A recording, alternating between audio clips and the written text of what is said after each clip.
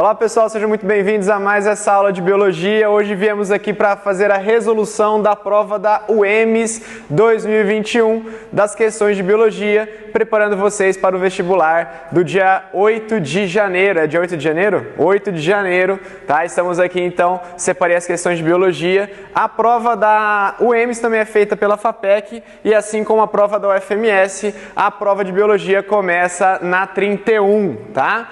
A questão 31 da prova da UEMS é essa questão aqui de genética que diz o seguinte: considere a tabela a seguir que mostra a extensões, tá certo isso?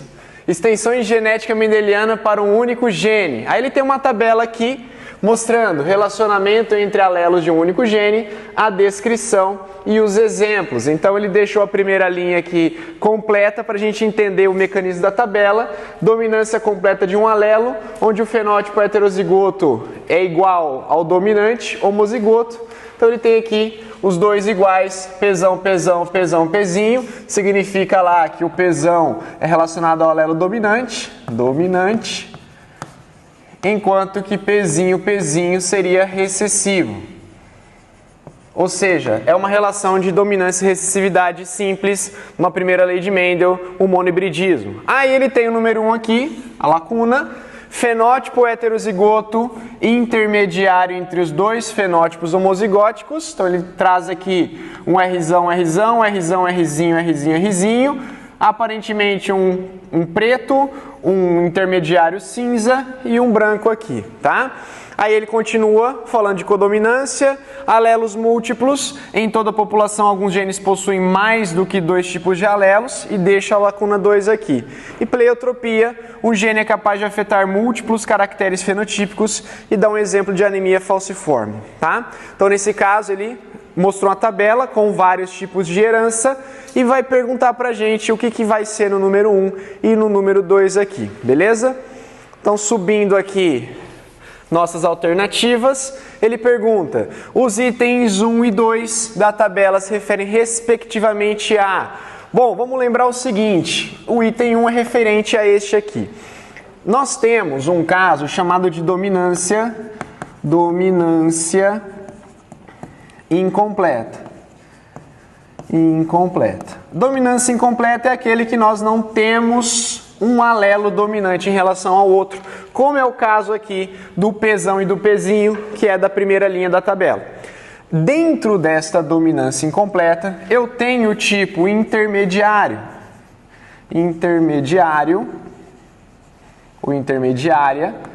que é quando o heterozigoto, o híbrido, apresenta um fenótipo entre os dois parentais. Aqui ele representou como o Rzão e Rzinho. Eu particularmente não gosto dessa forma de representação.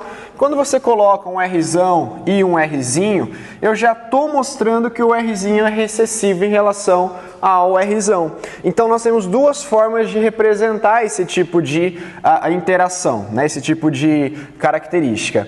Uma delas é clássica, que é aquela da cor das flores maravilha, onde eu tenho um alelo Vzão, Vzão, que seria o vermelho, o Bzão, Bzão, que seria o branco, e o heterozigoto, Bzão, Bzão, intermediário. É uma forma também de representar, mas também é uma forma que eu não gosto muito, porque lá na frente nós vamos ter a interação gênica, onde dois genes interagem no mesmo fenótipo.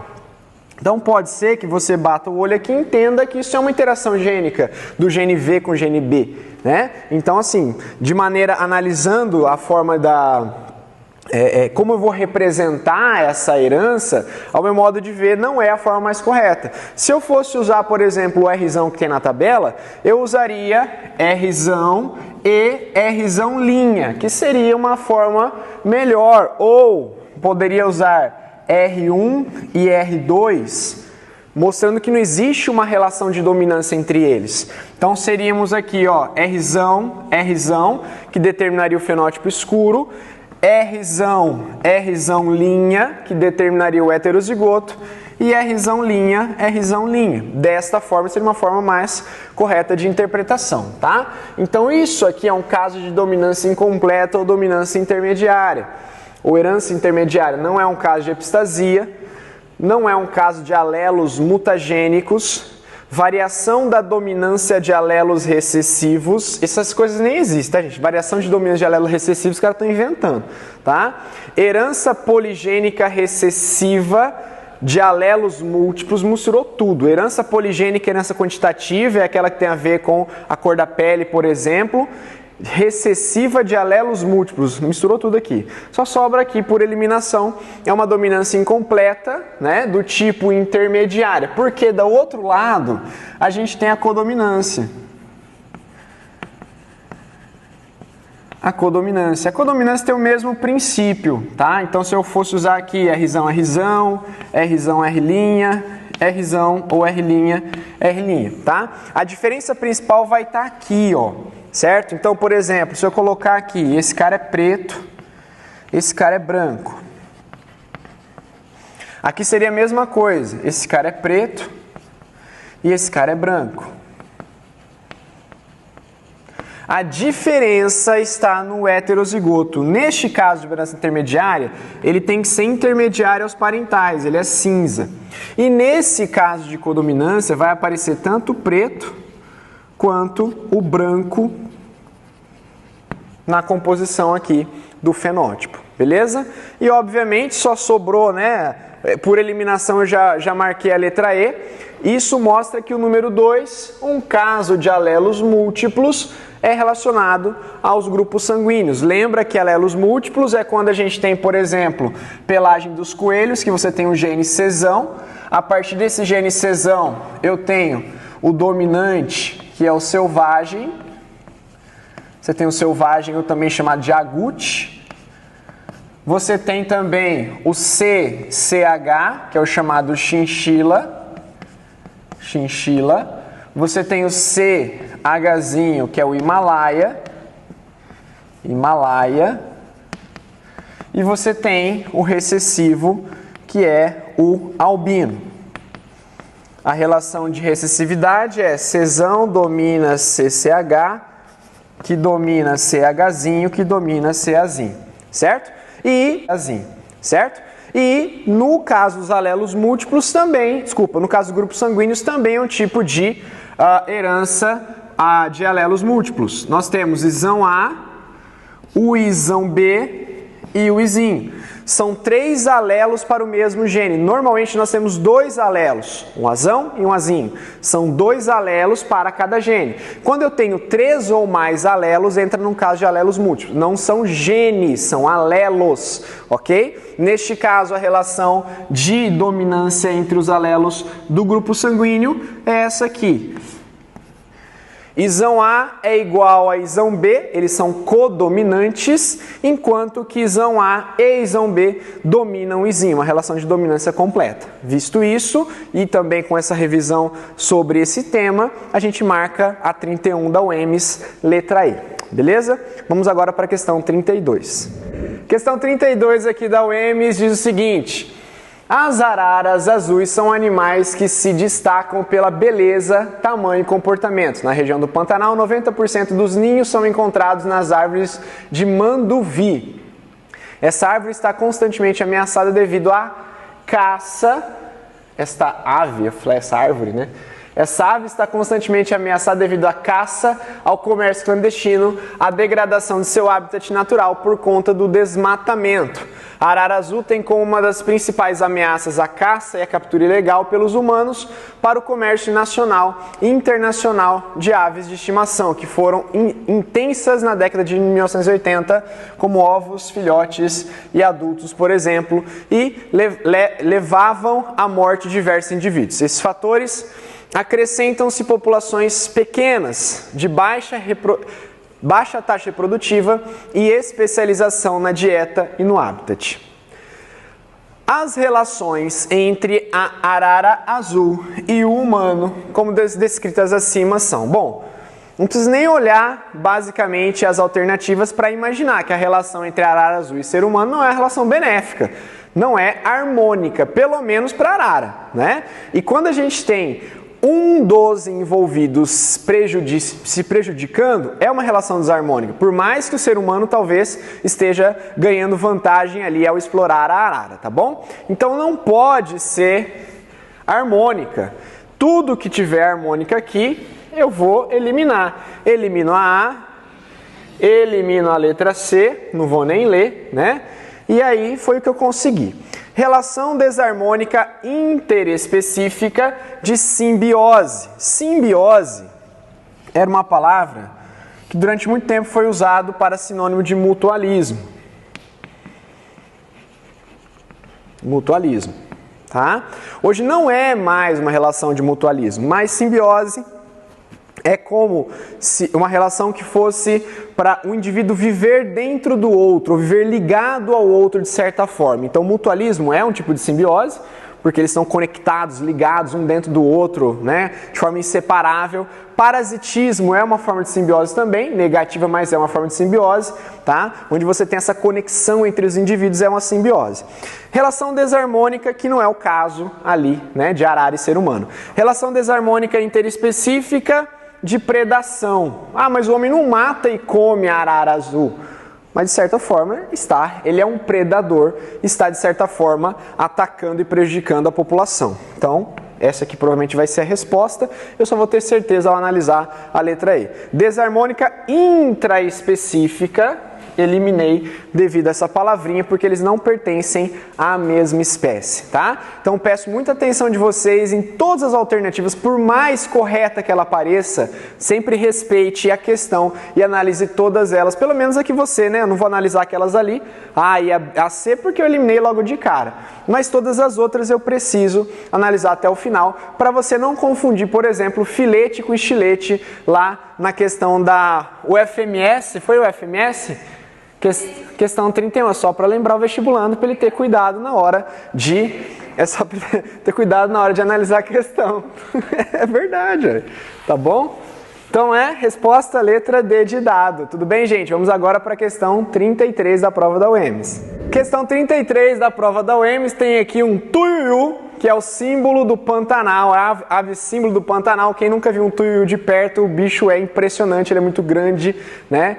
E é tipo a onça pintada das aves, né? Que não é bem assim, mas é impressionante também, tá? Ó, o tuiuiu jabiru é a ave símbolo do Pantanal, pernalta e de pescoço nu, mede aproximadamente 1,5 m de altura e tem ampla envergadura, sendo a ave voadora de maior porte do Pantanal. Alimenta-se de peixes, crustáceos, moluscos e mais raramente de répteis e de pequenos mamíferos. Nidifica no topo das árvores, em grupamentos denominados ninhais.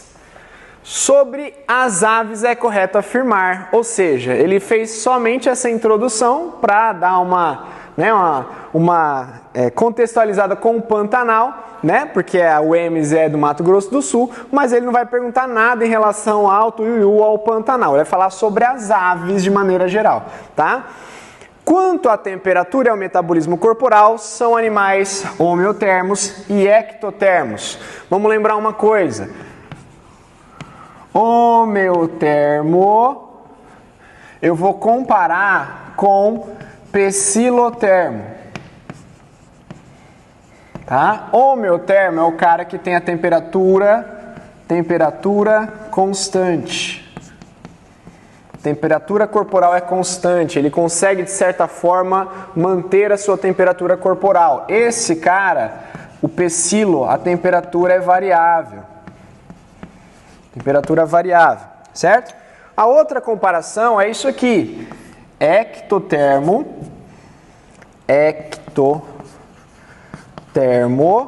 ou térmico com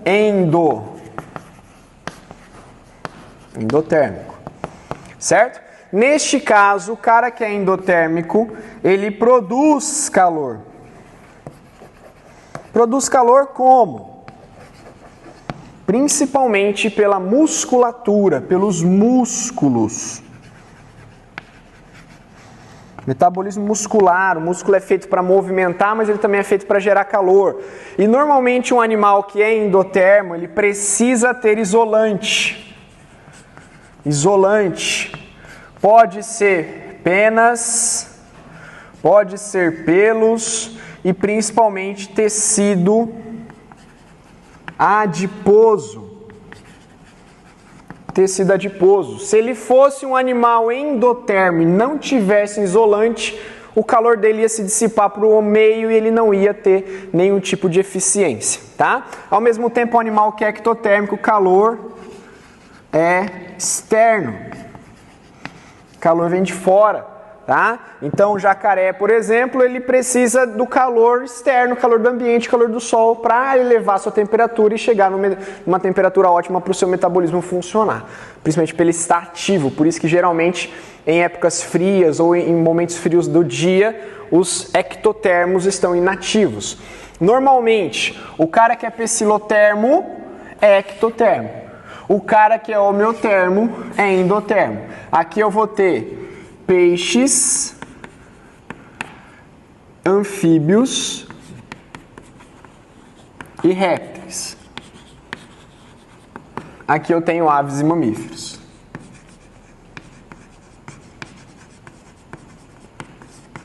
Aves e mamíferos, tá? Então, neste caso, o que está errado aqui diz que a ave é ectotérmica. Eu tenho exceções, são exceções de peixes que vivem lá nas profundezas, em regiões abissais, que eles são ectotermos, mas de certa forma, como lá não chega a luz e a temperatura do ambiente não muda dia e noite, de certa forma a temperatura corporal dele é constante, mas é uma exceção, tá? Nesse caso, aves e mamíferos são representantes de homeotermos e endotermos, beleza? Tem coração tricavitário? Não, a ave é tetracavitário. Peixe é bicavitário, anfíbio tricavitário, réptil, maioria tricavitário, crocodilianos tetracavitário, aves e mamíferos tetracavitário, tá bom? Circulação é incompleta. Incompleta é quando há a mistura de sangue no coração. Para aves e mamíferos, principalmente para os animais tetracavitários, incluindo crocodilianos, nós não temos circulação incompleta dentro do coração, tá? Os crocodilos misturam sangue fora, através do forame de Pannisa, que é na saída do tronco aórtico ali. Agora, incompleta, eu vou ter anfíbios e vou ter répteis na sua maioria. Os peixes, apesar de peixe poder ser considerado completa, é uma classificação meio duvidosa. Porque peixe, óbvio que ele vai ser completo, porque só tem um tipo de sangue no coração dele, que é o sangue venoso. Então é até de certa forma injusto classificar circulação de peixe como completo, porque não é um completo, né, de verdade, sendo que só tem uma opção ali que é sangue venoso, beleza? Possuem hemácias anucleadas e grande número de plaquetas. Hemácia anucleada, gente, é uma característica exclusiva de mamíferos.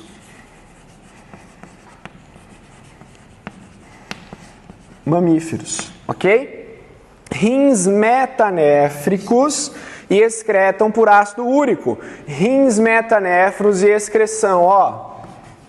Os rins, eu tenho os pronéfros, eu tenho os mesonéfros e eu tenho os metanéfros. Tá? Aí a gente começa evolutivamente, ó. O mesonéfro só filtra o celoma. O pronéfro, desculpa. O mesonéfro filtra o celoma mais o sangue. E o metanéfro chega no ápice da evolução, que filtra apenas o sangue, tá? Com relação aos bichos, aqui nós temos os protocordados, que são aqueles cordados primitivos, tá? Mesonéfro, nós temos os peixes e anfíbios. E metanéfro, nós temos o RAM. RAM é répteis, aves e mamíferos. Ok? Tipos de excreção. Excreção dentro dos cordados. Quem excreta por ácido úrico vai ser aves e répteis, tem urina pastosa. Ácido úrico. Urina pastosa. Aves e répteis. ok? Temos também ureia. Ureia é um intermediário entre ácido úrico e amônia. Ureia nós temos os anfíbios adultos, nós temos os mamíferos e os peixes cartilaginosos. E também nós temos a amônia, que é a excreção primitiva. A maioria dos invertebrados excretam por amônia e dentre os cordados, apenas os peixes ósseos e as larvas de anfíbios. Sendo assim, as aves apresentam rins metanéfros e apresentam excreção por ácido úrico também. Então a resposta correta é a letra D de dado. Qual que é a resposta? O que a E está errado? Ó, os ossos são maciços, exceto os do bico, que são ocos, apesar de muito resistentes. Não são maciços, são ossos cheios de cavidades, chamados ossos pneumáticos, que auxiliam, né, a diminuir a densidade do animal, melhora o voo e tem algumas conexões com o sistema respiratório também. Tá? Então essa é a questão 33. Vamos agora para 34. Vamos lá, a questão 34 da UEMS é uma questão que fala sobre DNA. Nem li a questão, acho que é sobre DNA essa questão, né? Só de olhar a imagem. A figura a seguir apresenta um segmento de uma molécula de DNA ou ADN, que é até estranho falar, mas isso aqui também está correto, tá? Com base nos seus conhecimentos e no esquema, assinale a alternativa correta. Então, não sei se vai ser necessário analisar o esquema, mas vamos lá. Um segmento com 35% de adenina terá 35% de timina. Se a gente lembra que o DNA é composto por uma dupla fita e existe uma correspondência entre as fitas, Campo Grande tem asfalto, teoricamente, né? Se eu tiver 35% de adenina, eu vou ter que ter 35% de timina, a não ser que eu não esteja falando de porcentagem, sim em números, aí eu teria que saber o número total de base, que não é o caso aqui. Sendo assim, 35 dá 70, teoricamente eu teria 15 de citosina e 15 de guanina, tá? O carboidrato do DNA é a ribose?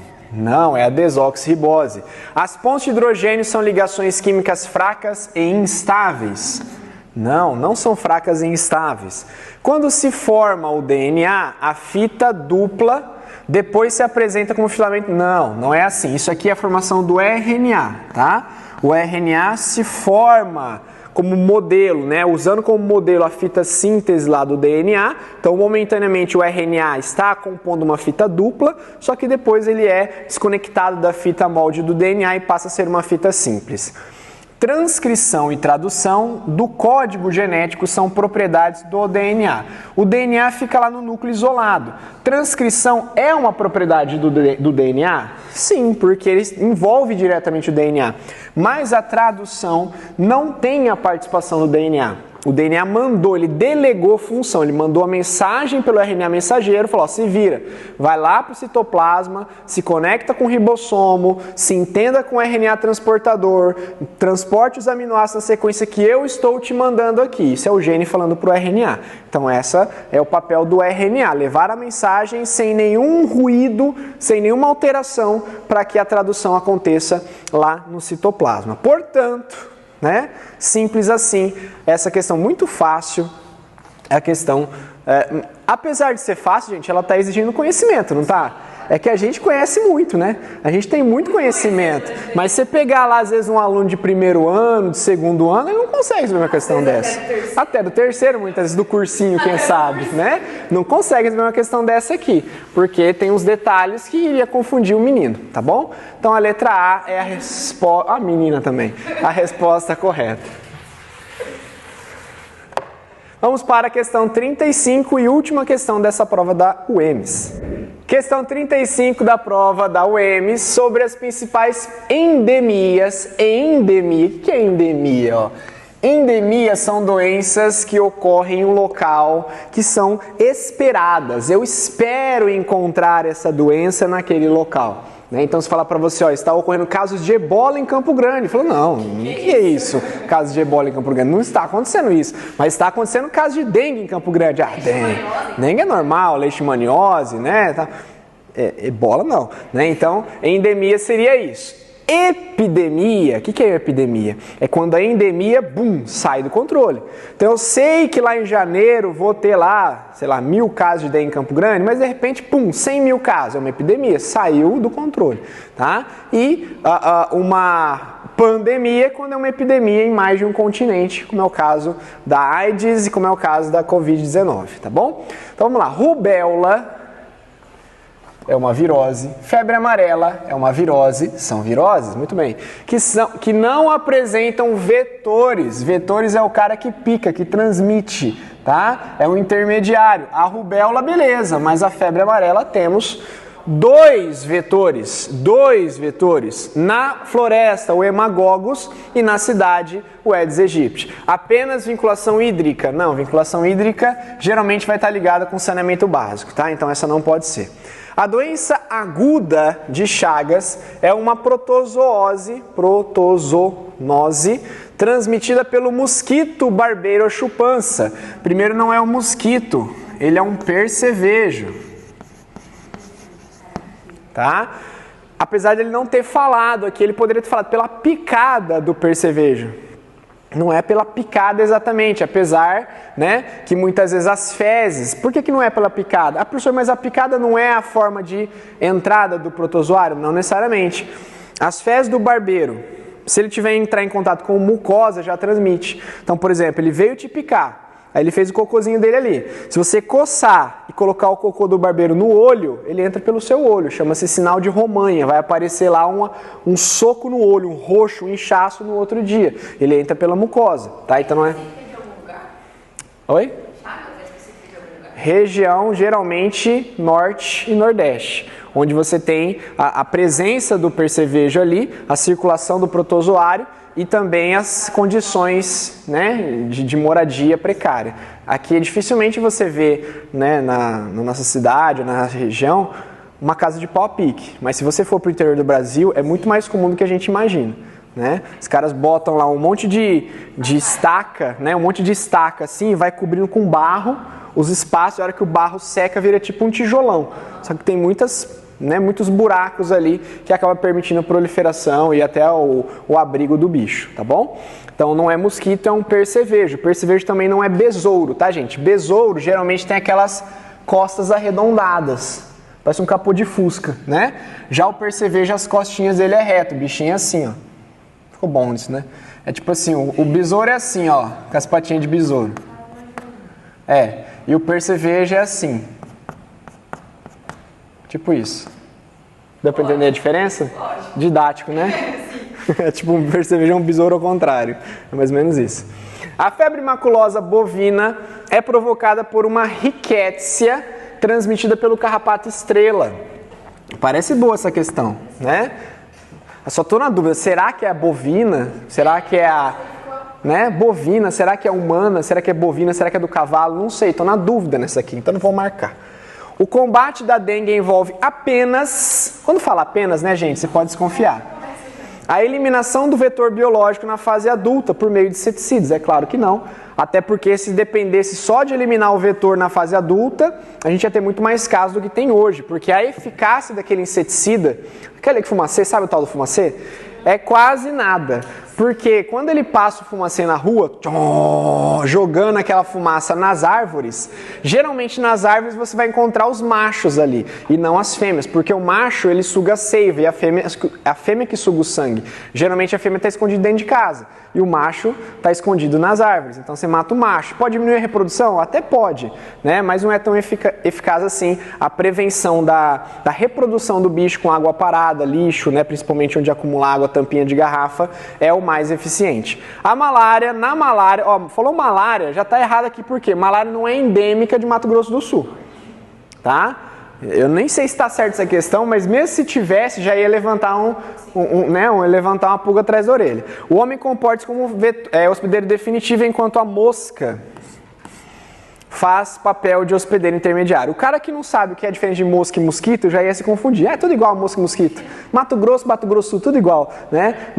Percevejo e besouro, é tudo igual. Não é, tá? Então aqui a gente tem o mosquito, além da malária não ser endêmica de Mato Grosso do Sul. Qual é o problema aqui? Acho que nem febre maculosa é endêmica daqui, né?